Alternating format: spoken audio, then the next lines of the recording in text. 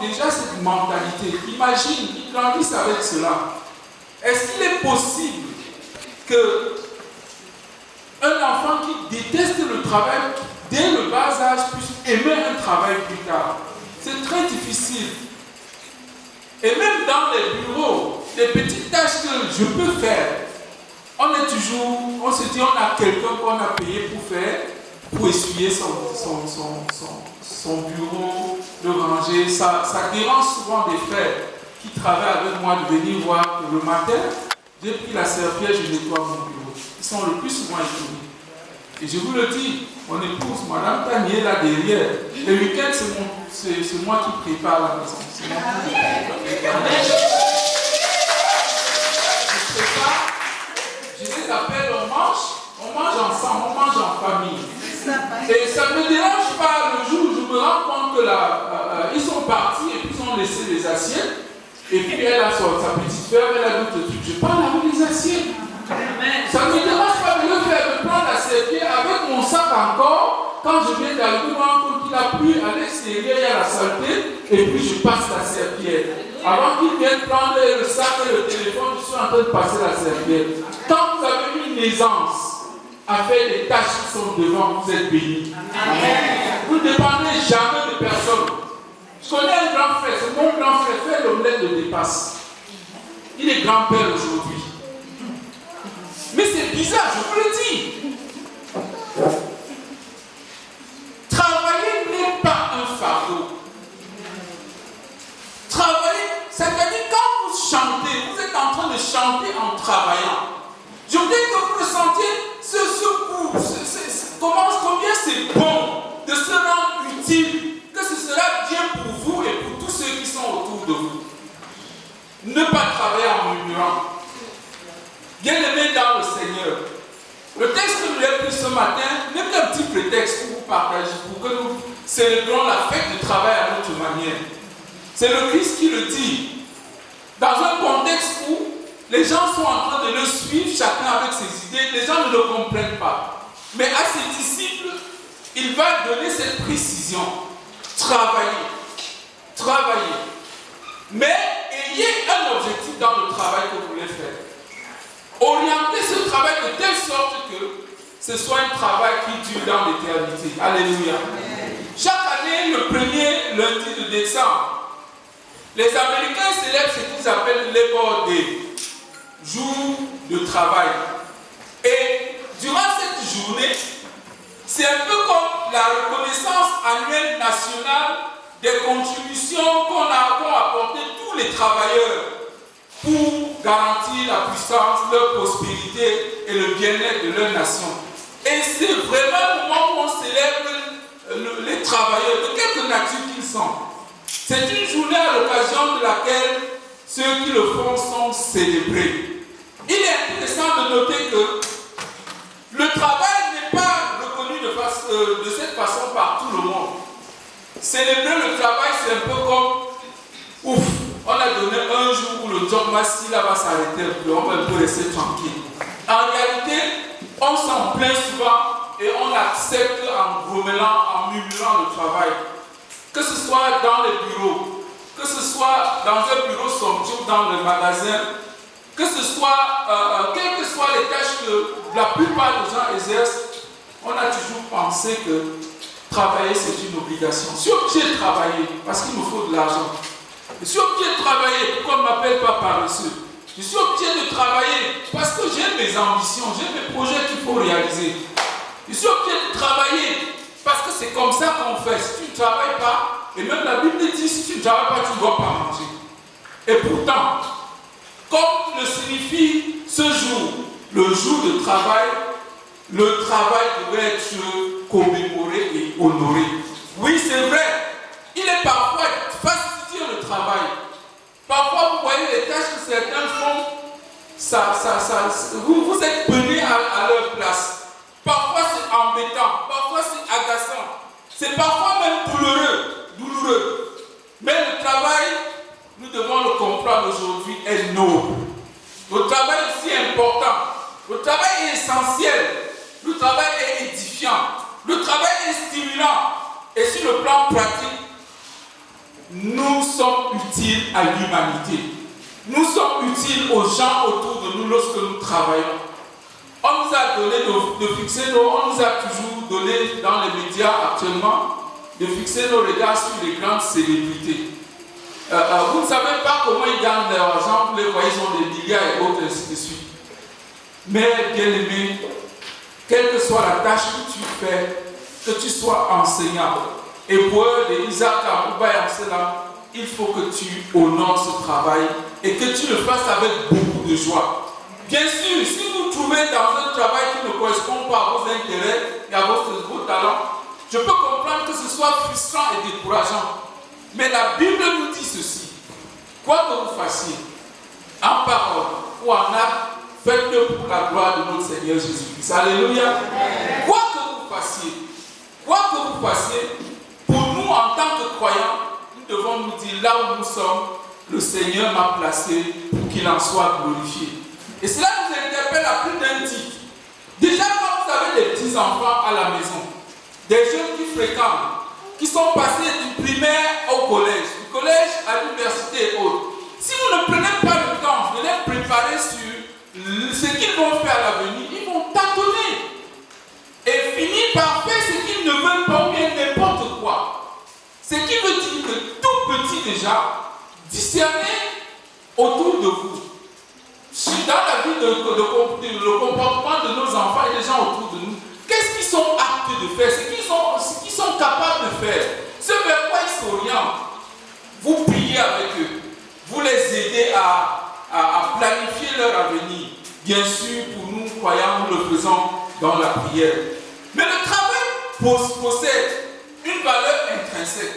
Que vous soyez en train de régler un grand sinistre en tant qu'assureur, ou bien de vous occuper d'un client qui embête, qui ne fait que bavarder et vous insulter, d'effectuer une prestation pour une grande vente, pour une entreprise, ou bien de négocier quelque chose quelconque là, en fait, la Bible nous offre des perspectives très utiles sur le travail.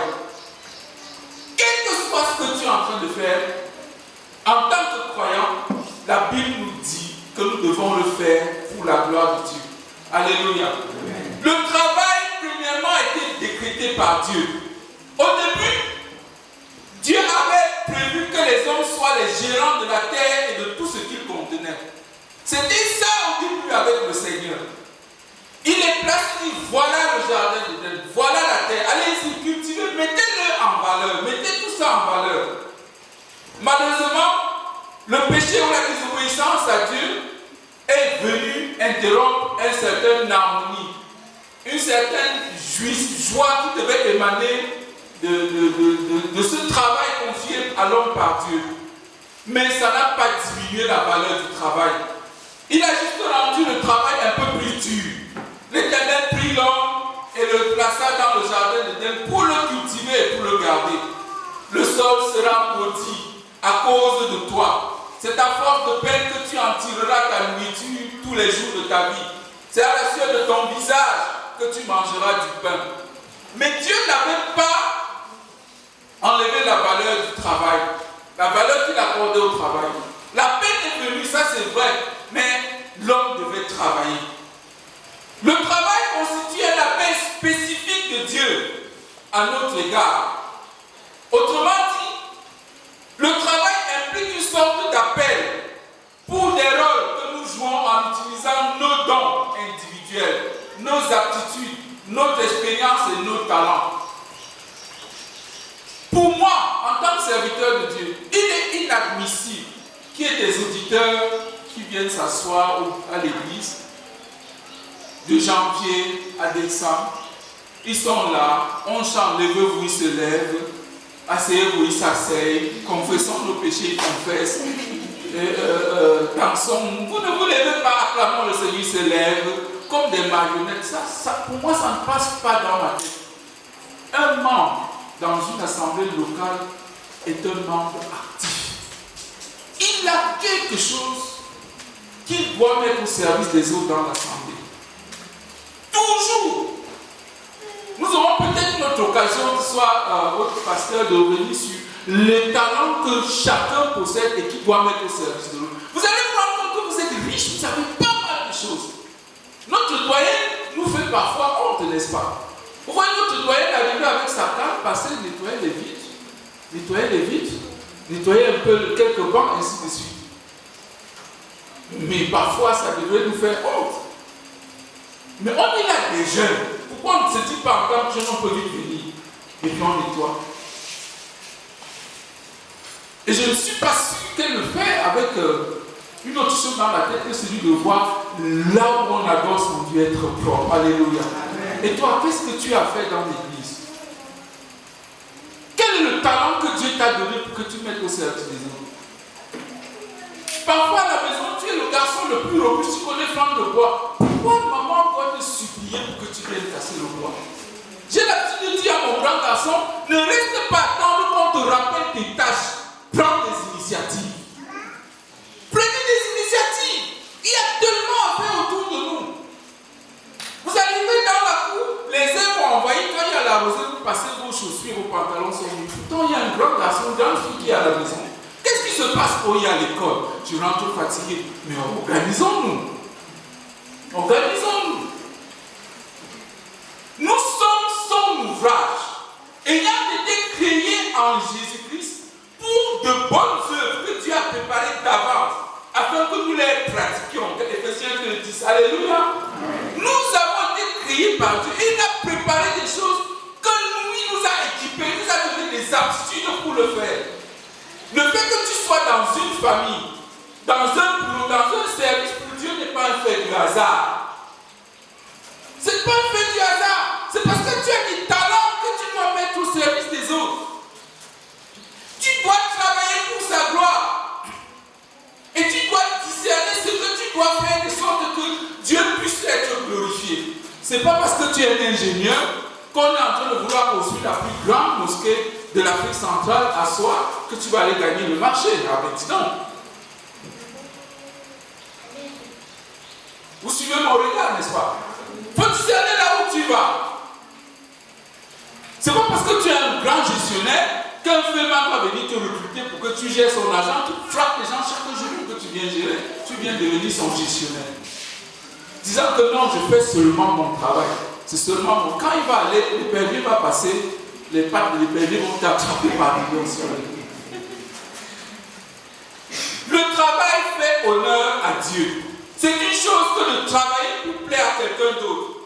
Les responsables de notre entreprise ou nos supérieurs hiérarchiques directs, mais travailler pour plaire à Dieu, ça c'est un bien plus grand, un privilège et un honneur immense. Le Seigneur nous le dit, Colossiens 2:23, tout ce que vous faites, faites-le de bon cœur comme pour le Seigneur et non pour les hommes. Tout, c'est tout sauf quoi? Tout ce que tu fais, fais-le pour le Seigneur.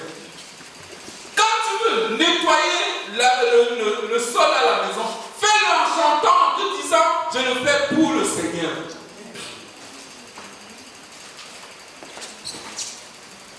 Quand tu veux curer les assiettes ou bien le caniveau, quand il a plu, fais-le avec joie comme pour le Seigneur. Dis-toi que tu seras à l'aise. Si tu es dans une entreprise et que le patron est un type dur, comme on le dit souvent dans notre jargon, il est difficile, concentre-toi sur ton travail et glorifie Dieu dans ce que tu fais. Alléluia. J'ai servi pendant 5 années, un peu plus de 5 années, avec un responsable de surcroît, pasteur entre guillemets, qui était d'un caractère incroyable. Beaucoup de mes collègues dans d'autres pays ont démissionné. Et à chaque fois, on me demandait comment tu fais pour tenir. Et moi, je disais, je ne fais pas cas de tout son caractère, je me concentre sur ce que Dieu m'a appelé à faire là-bas. Alléluia. Et c'est de cette façon que j'ai pu tenir pendant toutes ces années. Le travail a pour résultat la provision de Dieu. Je vous assure, tout travail honnêtement fait paye. Tout travail que vous effectuez avec joie paye. Dieu vous récompensera toujours. Toujours. De chaque action, de chaque activité que nous avons fait, joyeusement fait, et en le mettant devant, en le glorifiant dans ce que nous sommes en train de faire, Dieu nous récompensera toujours. Toujours et toujours. Travailler pour la nourriture, pas pour ce qui éternellement.